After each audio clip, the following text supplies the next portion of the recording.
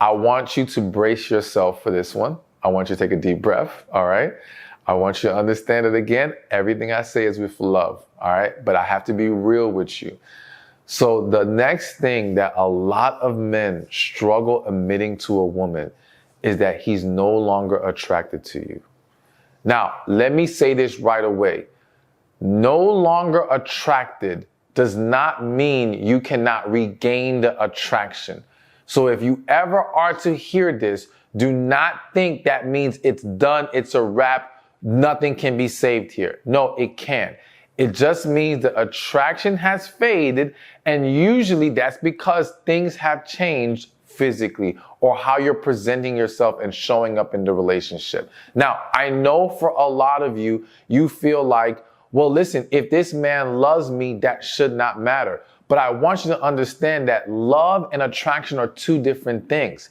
He can still love you, meaning he can still care about you. He can still want the best for you. He can still show you kindness and compassion. But to want to be and stay with you in a romantic, that's the key word, romantic relationship, he needs attraction. And listen, there's a lot of women who are listening to this, they need attraction too. Some of you may say, well, it's not a big deal to me. That's fine if it's not a big deal to you. But that doesn't mean dismiss that it's a big deal to him. And this is the reason, or one of the reasons why men have such a hard time expressing this to women, because the woman dismisses it or makes it about you don't love me or you're so shallow or how horrible of you. But that's not fair, because we have to be honest with ourselves. If the attraction had not been there from the beginning, y'all would have never got together. So how can we expect you to stay together or at least maintain a healthy relationship with the attraction being gone? That's not how this works. When you remove attraction, you essentially go from romantic relationship to platonic, to roommates, to play cousins, as I say sometimes, all right?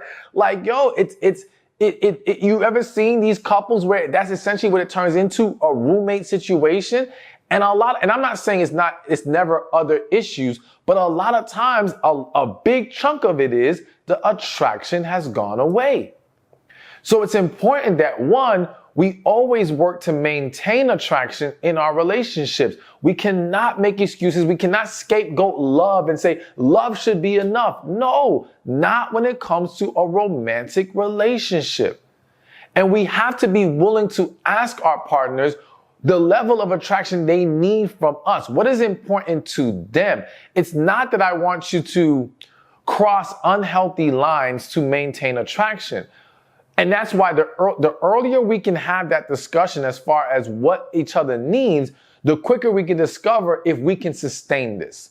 So if from the jump, the man tells you, well, listen, attraction to me means as you get older, I'm gonna need you to get your body done and this and that and the other. And you're like, that's not for me. Well, then right there, we know this is not the relationship for you. If he has expectations that you know you are unwilling to meet for whatever reasons, there's no point in pushing forward, because it's only going to become a problem later on.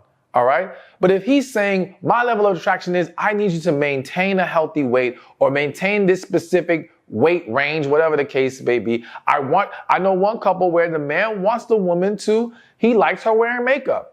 I'm not here to argue whether that's okay or fair or whatever. I'm saying that is his preference. And if you know this up front, and if you're not willing to accept it, cool. If you are, then you cannot make excuses for letting it go later.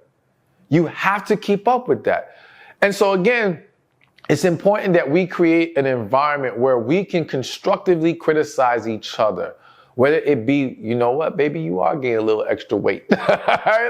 like we should be able to say that to each other. And listen, for those of y'all who think I'm picking on women right now, no, I acknowledge that men let themselves go. But the problem that I see so much is women not saying anything to the man about his fall off, not because it doesn't bother you, but because you don't want him to bother you about yours.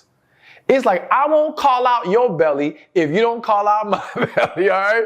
Like, I'm gonna leave you alone, so you better leave me the hell alone, okay? And that's a trade-off, but it's a trade-off that now can impact the relationship in a way that you guys aren't as intimate anymore. You guys don't show the same level of respect and joy and desire. That's not worth it. That's not worth it. So bottom line, we're gonna wrap this point up because I got the other ones to get to. Yes, this is a very hard conversation for a lot of men, and I encourage all of you when you're even dating is to establish a culture of we can talk to each other about these things, and you don't take it so personally to where now you shut down or you lash back out or you become insecure. You simply understand, no, he is giving me his honest opinion, and I can choose to now take that to work on these things and understand that by doing that, we can have positive results in this relationship. Hey, thank you for watching this video. Be sure to check this one out right here, and I'll see you there. If he does these things, chances are he is really into you, he values you, he respects you, he loves you, and you should embrace that and be willing to pour back into the man. But let's get right to it. So now again, let's get to number